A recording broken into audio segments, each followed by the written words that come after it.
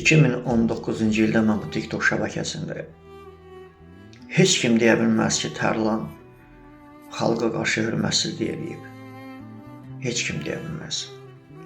Heç kimə qarşı mən hörmətsizlik eləməmişəm. Nə ki, heç kimə deməmişəm ki, mənə pul verin. Mənim ehtiyacım var. Ona deməmişəm. Ehtiyacım olmadığı üçün bəlkə də. Bəlkə ehtiyacım olsaydı, xalqımızdır da, özgə deyil ki, mən özgəyə ağız açmıram ki, xalqımıza ağız açardım ki, mənim ehtiyacım var, mənə kömək edin. Bəlkə də zəlil olsaydım, məcburiyyət qarşısında bunu deyərdim. Mənim sözümün canı başqadır. Mənim əzizlərim, mənim gözəl xalqım. Bu TikTok şəbəkəsində canlı açan insanlara dəyər verir. Onlara hədiyyə atırlar. Niyə xalqa hörmətsizlik edirsiniz? Niyə öz danışığınızı bilmirsiniz? Niyə də niyə?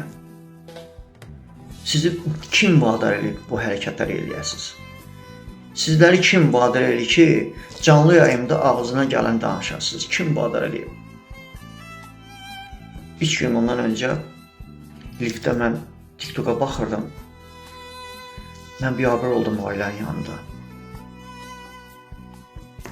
TikToka girən kimi canlı yayımda bir-birlərini söyürdülər. Ayıb deyilmi bu? Vallahi ayıbdır. And olsun bizi yaradana ayıbdır. Adam belə iş görməz. Cəmiyyətdəsən, insan özünü düz aparmalıdır, insan özünü ağlı aparmalıdır. İnsan dilinə biraz şirinlik qatmalıdır. Mən başa düşə bilmirəm, bu tərbiyəni siz kimdən götürmüsünüz? Bu tərbiyəni sizlərə kim verib? Sizlərə deyiblər ki, gedin xalqın yanında ağlına gələn danışın. Yarışar mı sizə? Axı bizim xalqımız qəhrəman xalqdır. Bizim xalqımız mərd xalqdır. Belə olmaz axı.